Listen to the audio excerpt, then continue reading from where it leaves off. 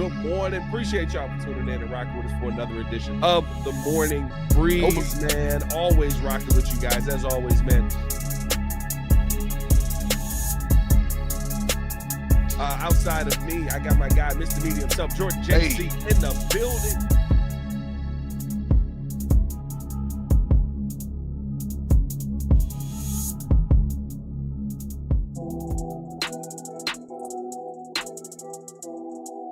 That's right. Breeze Nation, what's good? It's your boy Pat the Designer back at it again. Appreciate y'all for tuning in and showing love to another edition of the Morning Breeze.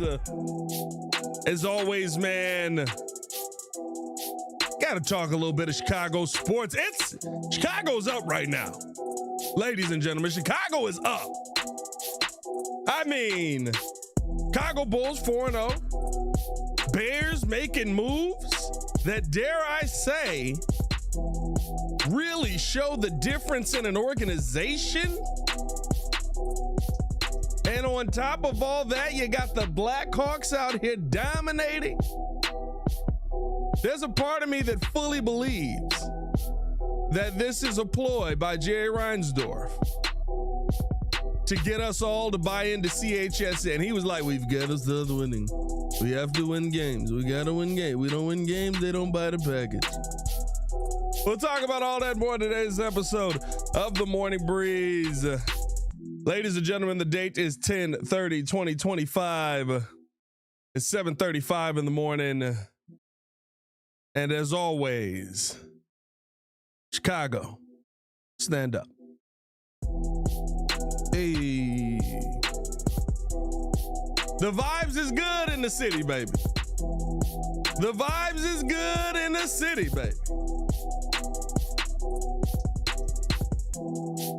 Oh, it's feeling good right now. Breeze Nation, what's good? It's your boy Pat the Designer back at it again. Appreciate y'all for tuning in and showing love. As always, hit that like button, subscribe to the page, leave a 5-star review. Y'all know what to do. Come on. Push the button. Come on. Push the button. Come on, push the button.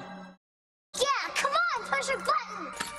You heard what she said. Y'all heard what Sue Young said. Hit that like button, subscribe to the page, man. Appreciate y'all for tuning in and showing love. I agree with you, Chi-Town Sneaker Geek. So let's get some Bear Dons in the chat. Let's get some Bear Dons in the chat. Why not? Big Bear Dons. Big Bear Dons. Love a good Bear Don. I wanted to talk about this point because I think that this is something, listen, TJ Gardner-Johnson on the team, right? He's more of a body than anything else. You hope that there's going to be a lot of development, but you can't sit here and go, this is going to be the move that puts the Bears back on track. You just don't know as of yet right now. But it is an exciting move that we saw come down the pipeline yesterday. And to me, this stood out as something that I feel like you have to describe as not the same old Bear. And I thought it was from a standpoint of the signing, from a standpoint of Ben Johnson's response to the signing when asked about it. It was everything culminating together that made me feel like, okay, this is not the same old Bears. This is not your father's Bears. Can't say your grandfather's Bears won. When you go out and you get a player that has some known locker room shakeups, I'm not going to say issues because I don't remember a player coming out and just being like, we hate this guy, right? Like, locker room issues is what Jalen Hurts and A.J. Brown got. Those are locker room issues. They keep winning, so they don't worry about it. But we know when this is over, like, they probably don't like each other. But to me, going out and getting a guy that maybe is a little bit more vocal, maybe is a little bit more aggressive in the locker room, is not something that we've seen this Bears team do. And I think that it is a true statement on how strong they feel this locker room is. that when you go through all of the list of people and you see the one guy that's still on the trash heap and you say, yo, like, he's a good player, but do we want to deal with him? And the answer is yes. That means that you feel that your locker room is strong enough, that the coaching staff is strong enough, that the team, the organization is strong enough for you to be able to go out there and deal with that. And that's not something we've talked about with the Chicago Bears very much. To be able to keep him in line, I guess, as for lack of a better term, right? I mean, everybody got to govern their own self. Everybody's an adult in the room. They're all grown men. So I don't think it's going to be like, you know, we trying to keep a child in line. Like, I don't want to say it that way because, again, like a lot of the stuff that's come out about CJ Gardner-Johnson, I think is assumed. At least the recent stuff. Yeah, I mean, I think a lot of it's assumed because he wasn't brought back by the team. We don't know if that was money. We don't know if that was, you know, issues with where he fit. Because as far as in the defense, he fit perfectly.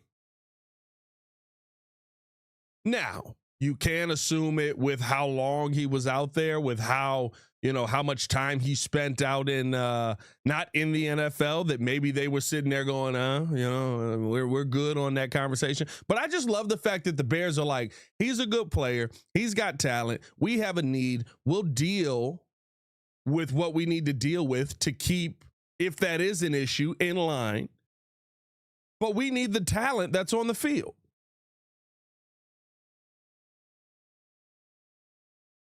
That's not what the Chicago Bears do.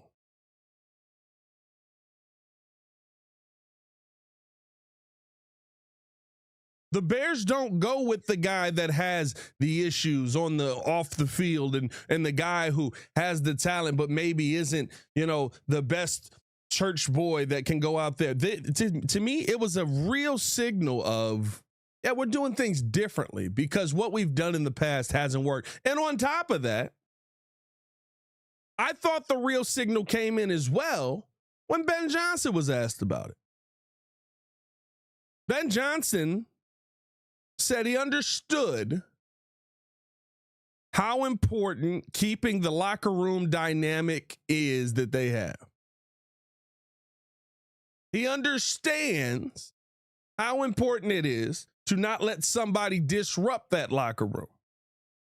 And I thought it was very poignant when he pointed out, we think about that heavily when we bring people into the locker room and if we need to remove people from the locker room.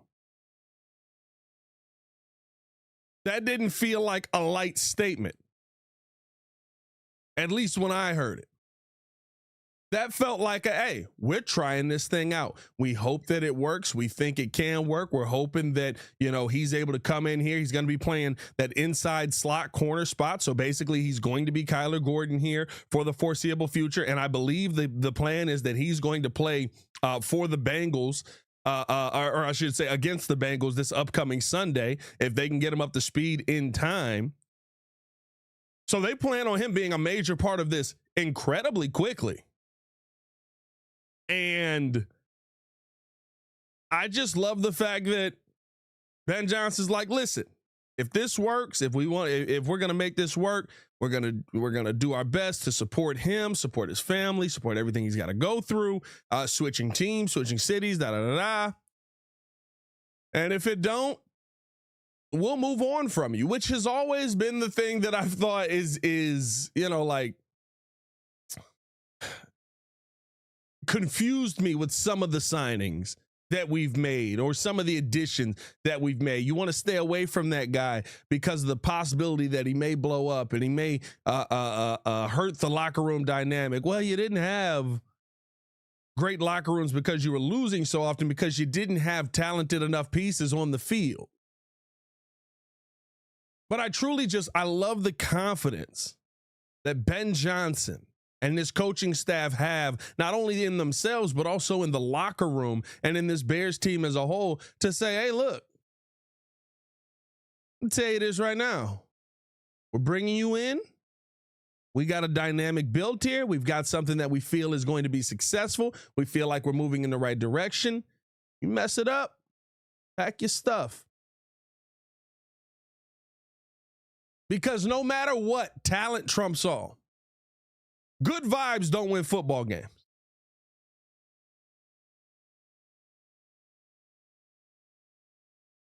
They just don't. You know how many times the Chicago Bears have tried to sign good vibes? Oh, well, he fits in really well with what we want to do here. I've seen good vibes get cooked down the sideline for 60 yards. I've seen good vibes get cooked when they're supposed to be making a block or when they're supposed to be making a catch. Or when they're supposed to hit the A gap. I've seen good vibes get cooked. I like the fact that you went out and you took a chance on a player who was available, who is still young, who understands the system, and you're like, I ain't worried about some of the question marks that we've had in the past. Let's go out here and get talent.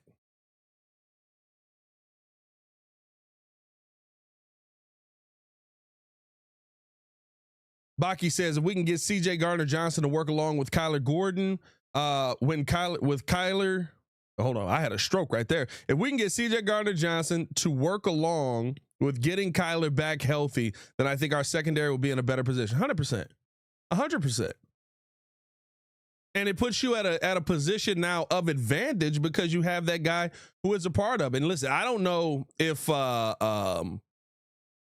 it's true or not when CJ was talking about, you know, the amount of teams that he had that were calling him and he chose the Bears over those teams. But I think that says a lot about this organization as well, if that is the case, that you could have gone. And I would assume some of those teams are teams he's played for. I would assume Philadelphia might be on that list. Philly's let him go twice. Doesn't mean they didn't want him back. Maybe just not at the price that he was asking for, right? I could assume with what we've seen defensively, Baltimore might have been on that list as well. Like there's some guys that there's some teams that you look at where maybe that situation could have been a little bit better and he chose the Bears. I'll take him at face value on that. And I think that to me is, you know, it also says something about your organization that we're talking about CJ as a player with talent here. A player with talent wanted to come play for you. You know, that speaks loudly to me that what you're building, people are looking at and saying it's working. And I know Bears fans, right? Bears fans are treating 4-3 like we're 1-5. You know what I mean? Like they're treating 4-3 like things have fallen completely off of a cliff. You can get yourself right back on track this week, and then what is it? Are we back to the greatest team in football? But I do think that you're building something that people around the league are noticing heavily, and that people around the league are saying that may be a problem. Ben Johnson as a head coach might be a problem. Ben Johnson with Dennis Allen, that dynamic together probably for years to come might be a problem. Say Shy City said, good vibes is Paul's draft strategy. He always says we love the person most importantly. No, that's not the most important stuff. Shaking my head. Listen, you do have to, like, locker room dynamic is important. But the conversation I'm having is that locker room dynamic is so important that we will make sure that you don't mess up the locker room dynamic. We will make sure that you are falling in line with what we're doing here, with our standard. That's what the Steelers do. That's what the Patriots do.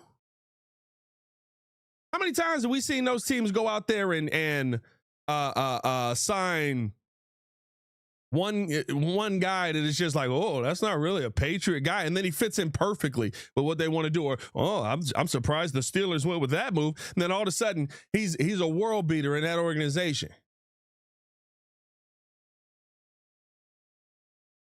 Like, that's what good organizations are able to do. We see it in Philly every year.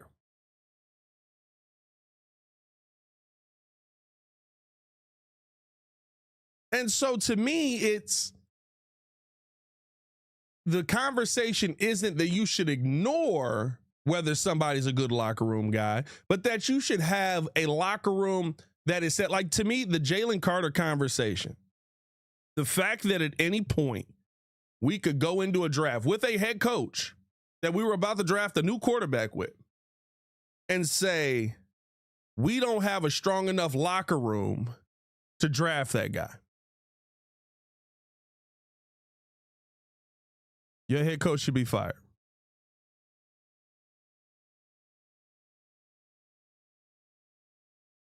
Like, if that's the conversation, your head coach should be fired. He had been here 3 years. We don't have a strong enough locker room. That means your staff, your coaches, your players, they're not strong enough to deal with Jalen Carter's situation coming in. Your head coach should be fired. And eventually he was.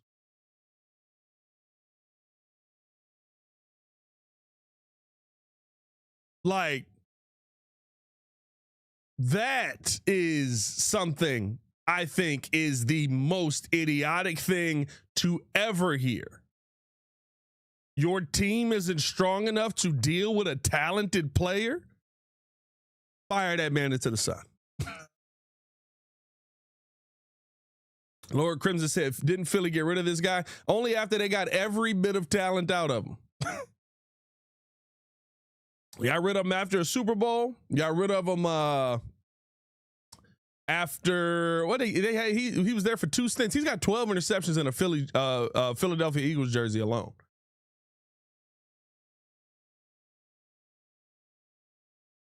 Yeah, I mean, like, they got every bit out of him. And that's what the hope is here. Listen, I would love for CJ Gardner-Johnson to be here for the rest of his career, and he's a great member of this locker room, and he's a leader on the team, and he's getting interceptions, and he's able to fit in kind of that Kevin Byard role or the Jaquan Brisker role of being wherever you need him to be on the field. I love that. The reality is that's probably not going to happen. It's probably going to be maybe a year, maybe 2. And the Bears are probably going to move on. And that's okay. You get as much out of the player as you can. The player gets as much out of you as you can. That's the situation that you have to be in. 100%. Love this comment from Keith. He's a short-term rental with long-term potential. That's 100%. Right now, you're bringing him in to fit into that Kyler Gordon role. In the future, what is he? We'll find out. But you know he's got talent. You know he's got talent. And that's my thing. Like, I will take a chance on guys that are a little bit rough around the edges with talent. Any day. Over a dude that you have to try and squeeze a little bit of talent out of. But he's a good guy. And I think that mentality puts you in a better position in the long run. And I love that the Chicago Bears are thinking that way. We do got to take a look at this injury report. It is not good. This dropped yesterday. I want to get to that here coming up next. But first, we do got to listen in to a word from our sponsors over at Aura. We also got to talk about how it's a Chicago year right now, man. Listen, we don't get very many of these where we're flying high in all our sports. We're excited. We get to beat our chest, do it while we can. Bulls are 4-0 after a great win last night. And the Blackhawks can't be stopped, it seems. I'm loving everything about this. Hold on. I want to get to this comment, too. Rod said, Pat, CJ Gardner-Johnson made a guy swing on him with a helmet on. He can get under the skin of people. Love it. Love it. I love it. He's on my team now. You know what I mean? He's on my team now. Hey, everybody hated AJ until he showed up in the White Sox. Love it. Hey, man, let's keep this thing moving along. We're going to take a quick ad break. We'll be right back on the other side of this thing.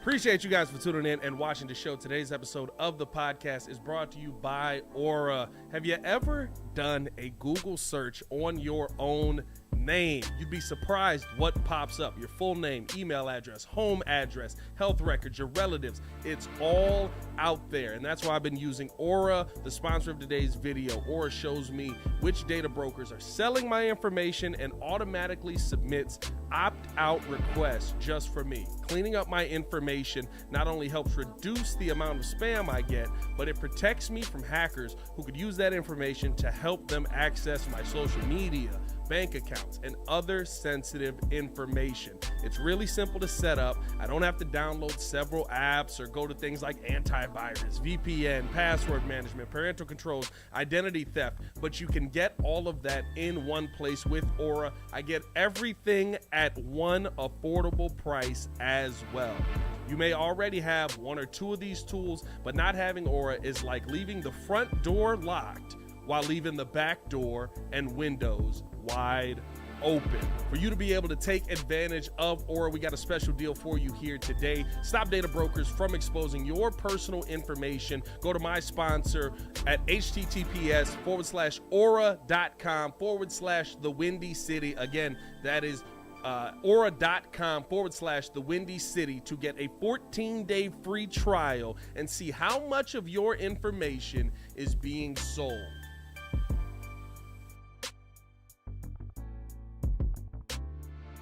Breeze Nation, what is good? It's your boy Pat the Designer back at it again. Ladies and gentlemen, we got merch. That's right.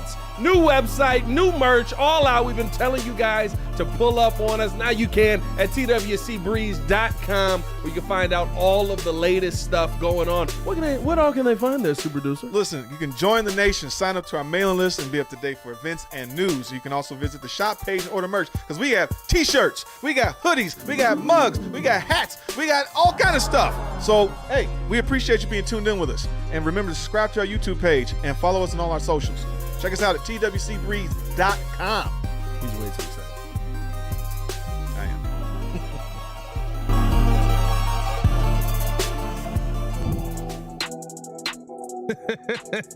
am. I love King Booker World's comments. Said Aura equals Karan Roshan, aka the good guys. Merch, aka CJ Gardner-Johnson, letting your mama know you ain't ish in the crowd.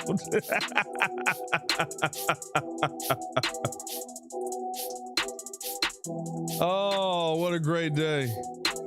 You know, I kind of forgot about that he was in that game, wasn't he? Baki with the CJ Gardner-Johnson helped produce one of Pat's most viral clips of all time. We're throwing it to Javon Will. Table flip. Pizza flies off. Walk off. Forgot about that. Hey, man, appreciate y'all for tuning in and showing love as always. Hit that like button, subscribe to the page, leave a 5-star review. Y'all know what to do. Thumbs up and the hype button, please. Appreciate y'all for always supporting the channel. As we gonna keep this thing moving along here. Chicago Bears injury report dropped yesterday.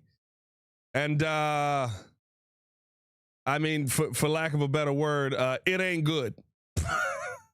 I get it. It's just a walkthrough. It's just an estimation, but you got Luther Burden concussion, DNP. Roshan Johnson back, DNP. DJ Moore, hip and groin, DNP. Roma Dunze heel, DNP. Dom Rob, ankle, DNP. DeAndre Swift, groin, DNP. Olamide Zacchaeus, knee, DNP. Cole Kmet, back, limited. Tyreek Stevenson, shoulder, limited. I guess those are good in a sense. And Eamon Agbangbamiga, knee, full. Sweet Jesus.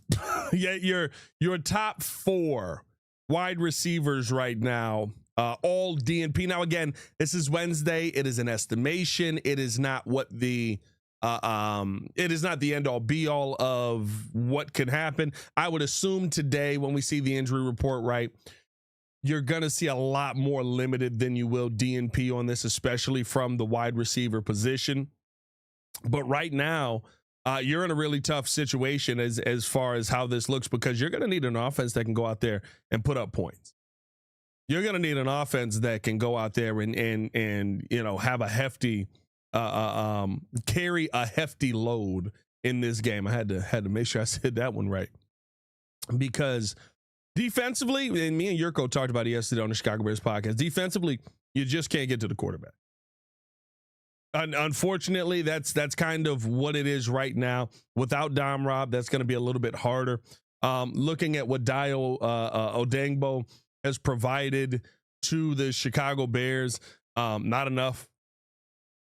I mean, clearly, and we'll get into free agency signings and things like that as the weeks go on, or as we get through next week. But I mean, it's got to be the worst signing of the offseason for Ryan Poles right now.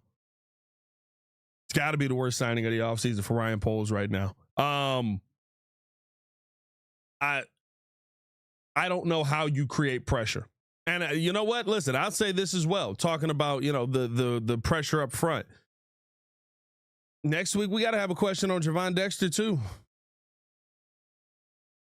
Got to have a question on,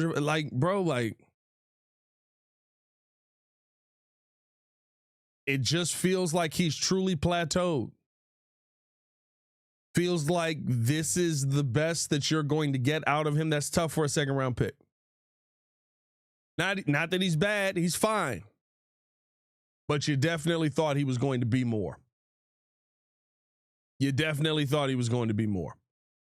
And the only way that you're able to generate pressure is by blitzing right now, which is a bad thing to do when you got Jamar Chase and T. Higgins on the other side. So you really got to kind of decide whether you basically want to force Flacco to get rid of the ball immediately, which he's getting rid of the ball extremely quick. I was talking about this yesterday before the news broke. That's one of the things to me that with Flacco being older probably is the best part of his game now, is the fact that he's not holding on to the ball at all because he doesn't want to get hit. So he's letting that mug go immediately. And I mean, you got too many questions on that defensive line versus this offensive line that for some reason, I don't know what it is, but they're blocking much better for Flacco. It might just be that he's getting the ball out quicker. And the Joe Burrow probably a little more willing to stand in there and take shots to get the looks that he wants to get. But either way, my point in all of that is I don't think there's going to be a ton of pressure generated this Sunday.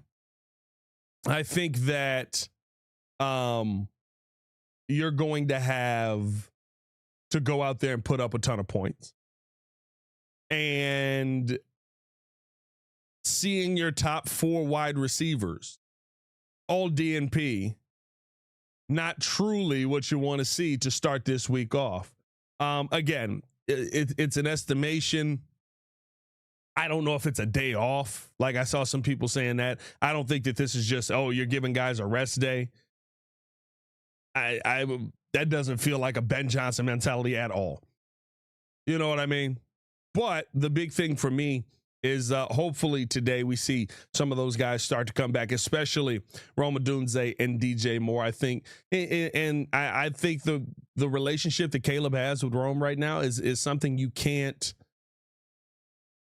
overlook. You know what I mean? The trust that he has with Rome Odunze, to me, I think that's something massive. And I love what Ben Johnson said yesterday. I know people were trying to, make the claim he's force feeding it to Rome Odunze when he really, he threw the pass. That was the interception was a terrible pass. But if you feel like your number one guy is open, you throw to your number one guy. Ben Johnson talked about how, the ones that have been hitting, the ones that are most open, the ones that, have often been there, and he's not mad at Caleb for doing it, have been when Rome Odunze is the number one in the route. You want that guy on the field. And you want Rome to step up. I'm not going to lie to you. I would love to see a game where we don't come out of it going, that's the ball he has to get. Because we want to, right? Everything is quarterback focused. Caleb Williams isn't doing this, isn't making this pass, isn't hitting this, isn't. What I truly want to see is all 11 guys show up. ready to play, ready to make a play, and ready to get the job done. And there's usually one or two catches a game where we look at Rome and we're like, that's number one catches right there. That's a catch the number one guy makes. Again, I think he's got all the talent in the world. I don't think it's going to be something long-term we're going to have to worry about. I think there's a couple of times where Caleb can throw a better ball. But yeah, there's a couple of them that stick out in the brain just from the last 3 weeks where you go, man, if you catch that, bro, like it's GG's. Like we're down the field.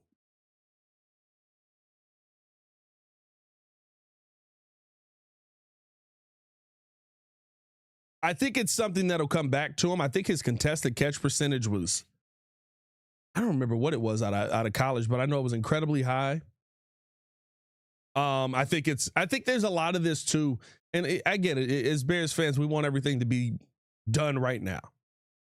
But I think there's a lot of this too that is everyone's still getting used to the offense. Everyone's still figuring this out. I know we feel like after training camp, you should know everything. You should be able to go out there and do it. Some of these teams, it's the first time you're seeing them. Most of these teams, it's the first time you're seeing them in this offense. So you got to adjust what the offense is doing to that. That's not an excuse. You got to get your job done. You need to go out there and catch the ball. You need to go out there and not throw the ball so high that the guys are jumping to almost get themselves taken out. You need to put the ball in the right spot. You need to run the football well. It's not an excuse, but I do think it is the reality of bringing in a new coach and a new system. Now let's see this get on track a little bit here this week versus the Bengals. Hopefully this Bears team is able to put things back together and be ready to go versus this team. Because I think it's a team where, I'm going to be honest with you, bro. If you can't get the offense versus them, if you can't get the offense going versus the Bengals, you got problems. You got real problems, though. If you can't find a way to score points versus the Bengals, you got real problems. Because I get the praise that Ben Johnson's giving them. They are not a good football team in the slightest. They are not a good football team in the slightest.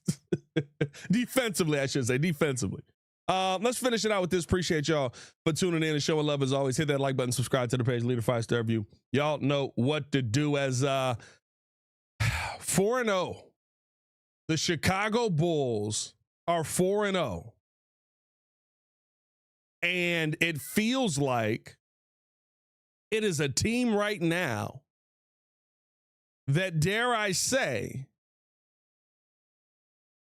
understands Billy's system and has found a way to unlock that Billy Donovan system that we saw for 35 games of Lonzo Ball.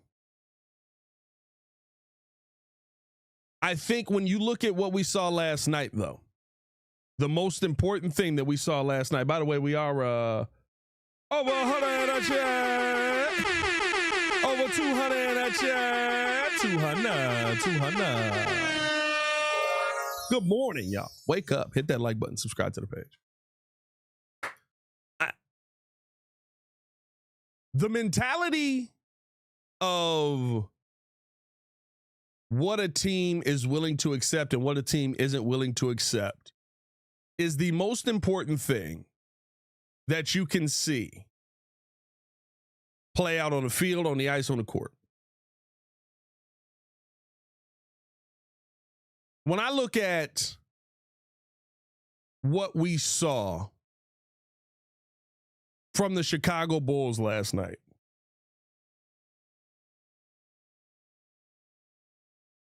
it felt like a game where Modest Buzelis took the fact that Zach LaVine and DeMar DeRozan wanted to come back into his building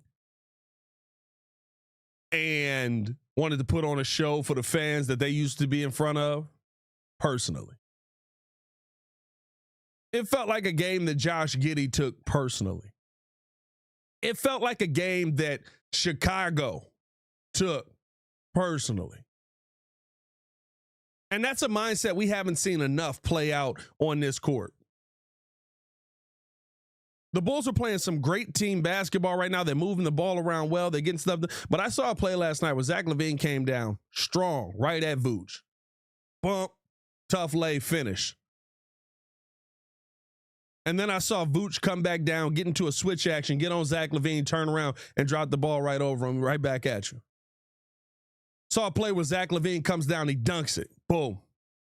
I see Modest on the other end. Tough take going right at DeMar DeRozan, fighting through lay. I see a team that is taking the fact that guys are coming down and scoring on me personally. I see a team, and that's been all season, but I think what we saw last night in kind of, it was not the extended, what's the right way to say, the heightened version of it, was you saw a team that said, listen, they want to come in here and prove that it wasn't the right choice not to pay them. It wasn't the right choice to move on from them, and they want you to miss it. It's when the old shorty come to town. Old shorty come to town. She looking, I mean, she looking good. She got everything going on. She got a new dude on her. She trying to make you a little jelly that you didn't let her go. Meanwhile, Modest Buzelis out here with his new thing on his arm, and he like, let me show you what I got. 27 points last night for Modest. I thought that, he really came out and competed in a great way last night. I thought defensively, he in that third quarter, they didn't allow anything really to get going. Yet again, another day we had 1, 2, 3, 4, 5, 6 players in double figures. Kevin Huerter has been an absolute godsend for the Chicago Bulls here. And I'll tell you what, the kind of basketball that Josh Giddey and Nikola Vucevic are playing, you can win a lot of basketball games with that. 13, 7, and 4, and 14, 13 points, 14 rebounds, 7 assists for Nikola Vucevic, 20, 12, and 8 for Josh Giddey, 20 points, 12 assists, 8 rebounds there. You had another 4 guys that scored 9 points in the game. The Bulls, I truly believe, moving on from Zach LaVine, not to say that I'm not as low of a play as some people are on Zach, but I do think that you have to cater to him as a player, right? When he's paid the contract that he's paid, you have to kind of get him the ball, get him his shots, and then everybody else tries to get their shots around it. There's nobody with that ego right now in this team. There's nobody with that mindset right now in this team. And it's why, to me, I truly feel like the Bulls kind of went about this offseason trying to rebuild Lonzo Ball between 2 players. You've re-signed Josh Giddey. You go out and you sign Isaac Okoro. And I think that was your goal, to turn those 2 together into Lonzo Ball. I think it's why you're seeing Okoro start right now. Remember, when Lonzo was here, Lonzo was guarding everybody. He was facilitating everything. He was moving the basketball around. He was shooting a 3 ball. He was doing everything you needed him to do. Lonzo couldn't stay healthy here, unfortunately. Now it truly feels like you have a player between Isaac Okoro and Josh Giddey who, Josh Giddey, second year in this offense, second year running this offense. And don't think of, I think I know Baki's out. Yeah, Baki's out on the Bulls until the Bulls basically, make a real playoff run. He said, Pat, it's 4 games. Let's wait till next weekend after playing teams like the Knicks, Bucks, and Cavs. Well, first off, we started off playing 3 playoff teams this year. Now, if we're still having a winning record after those games, then maybe I'm like, okay, we've got 4 wins. We can only lose. I guess we could be 4-4, but we wouldn't have a losing record if we lost all of those games. But I get what you're saying with that. Here's my point in this. This is not a small sample size of games. This is a team that is continuing what we saw them do last season that we all were so excited about to finish out the year. But remember that part of the season don't matter. That part we don't care about the end of the season. Nobody cares about the end of the season. Nobody cares about those 22 games after the All-Star break. Nobody cares about those, 40 games in the middle of the season. They just trying to make sure they don't get hurt. Nobody cares about those first 20 games. Nobody cares about anything in the regular season. Apparently. Maybe it's just the fans. Maybe the players do care. And I tell you what, these players caring a little different this year. If you haven't watched any NBA this year, tap in. This is the best start to an NBA season I've seen since 2010.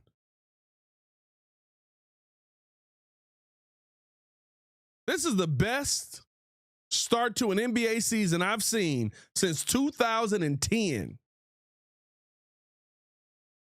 I mean, everybody's competing. Everybody's going at it. Everybody's taking the seat. I remember people being like, what's the NBA going to be once LeBron leaves? Pretty good. It might be the fact that LeBron's still holding on that's holding this league back. Let it go, Bron. It's okay. Let me do the Colin Cowherd. We're good. You got sciatica? Go rest that back. Go help Jaylen Brown get his hair done. We're good. The NBA is back. And maybe it's because it's on NBC.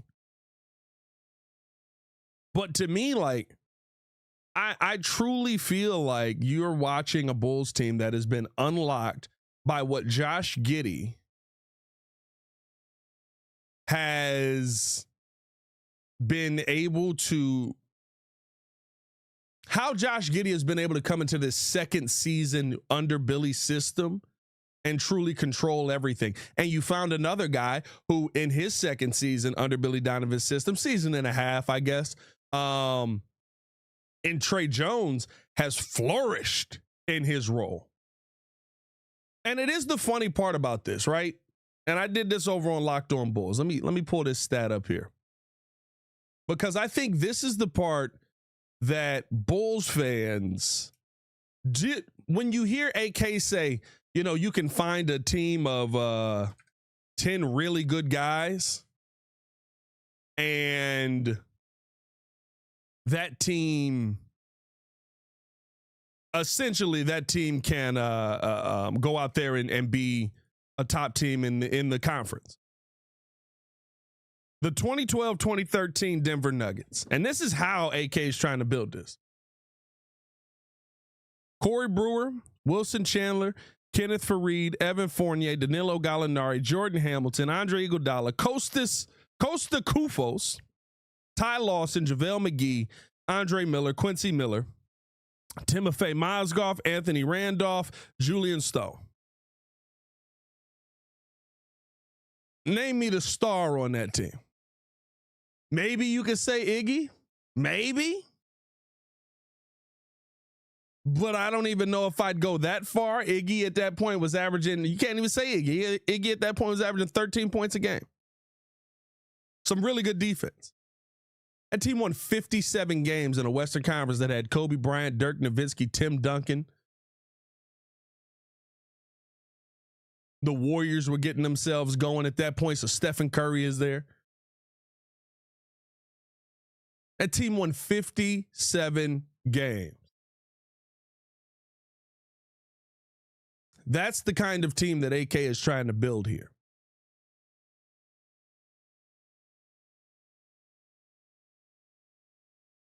That now, does that team win a championship? No, they lost in the first round of the West Conference playoffs. They did. And I think the next year, kind of same roster, that team ended up winning. They made some changes. You had Aaron Brooks and stuff like that. They had some injuries. Team ended up winning 36 games. I'm not saying it's the end all be all. I'm not even saying it's the be all. But I think when you have a conversation on trying to develop a young star that you're hoping Modest Buzelis ends up becoming, while trying to win games, that's the kind of team that you have to build. And AK may end up being right about his 8 to 10 good players being enough to go out there and win games. And it surely seems like the Bulls have the depth at this point. Now, if Modest Buzelis turns into that star player, I think you can have a very different conversation on this Bulls team. We're not there yet. Truly, Modest just had his best game of the season last night. If he keeps playing like that, building like that, right, we're having a different conversation. The 3-ball was falling for him. That hasn't happened enough. But to me, can this Bulls team be similar to what we saw in 2012 with the Denver Nuggets? I think they can. I don't think 57 games. But you got an Eastern Conference right now that is beaten, battered, and I think as you're starting to see some of these games play out, there's just some teams that aren't very good that people thought were going to be good. People thought the Atlanta Hawks were going to be dogs this year. I was like, absolutely not. Zero chance I'm worried about Atlanta.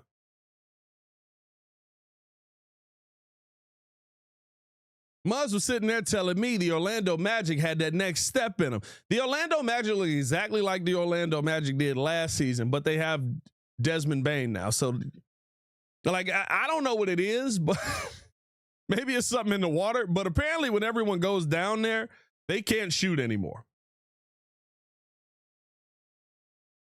But I look at what we're seeing early in the season. I'm not looking at this as a small sample size. I'm looking at this as who this Bulls team truly can be. And I think that if you're a Chicago fan right now, embrace this. What you're seeing from this team is sustainable. I don't think you need to wait for the big win that you got. You just beat 3 playoff teams to start the season. I don't think you need to wait for the statement win or this is how they're going to play. They move the ball well. At times they turn the basketball over a little bit too much. They fight their way back into games.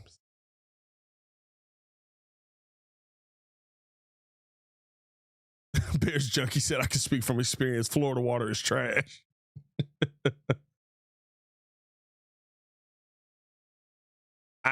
When I watch this team, I get excited because it's exactly what we saw in the second half of the season versus a lot of really good teams as well. And oh, by the way, no Kobe White, no Zach Collins, who please Zach Collins come back. Sweet Jesus, I didn't realize how bad we needed Zach Collins. I mean, Jalen Smith is just running. Like, I don't know what he's doing. Jalen Smith ain't seen a 3-point shot he don't like. Last night, I saw Jalen Smith take a one-legged fadeaway 3. While Zach LaVine was closing out and Domantas Sabonis had a hand up. Please, Zach Collins, I'm begging you, get healthy, brother. But if you're a Chicago fan right now, man, and you're excited, you should be. We got a lot of good stuff going on around the city. Hopefully we get a Bears dub this coming Sunday, and we'll have more breakdown on that as well moving forward throughout the week. And of course, hopefully we're able to get some more Bulls wins, some more Blackhawks wins, and we have a great offseason coming. Oh, we got Chicago Fire coming up. Yeah, I mean, a little Chicago Fire playoff game coming up, and hopefully we're able to get some good moves in the offseason from our baseball teams, especially the White Sox. Hey, man, appreciate y'all for tuning in and showing love. As always, it's your boy, Pat the Designer, back at it again. Hit that like button, subscribe to the page, leave a 5-star review. Y'all know what to do. Y'all stay safe with Chicago. Bear down. One love. See red. Peace. The best show for Chicago sports.